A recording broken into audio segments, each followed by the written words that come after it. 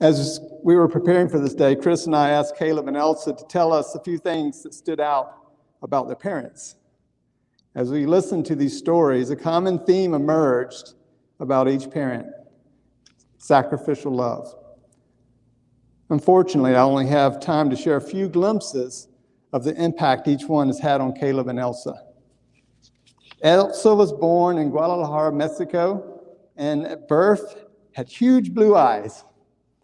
Her daddy, Ernesto, had heard of babies being kidnapped in that area, so when baby Elsa was in the hospital, Ernesto stayed up all night to keep his eyes on his precious baby daughter to protect her.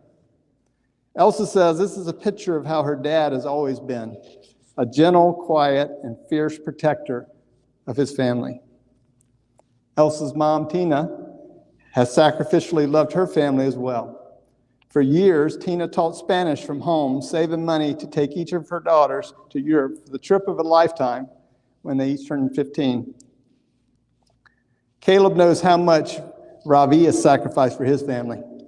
For example, Caleb mentioned how there are many times that instead of going to some conference, which would have probably advanced Ravi's career or allowed him to hobnob with other elite professors, Ravi chose to stay at home to be with his family instead.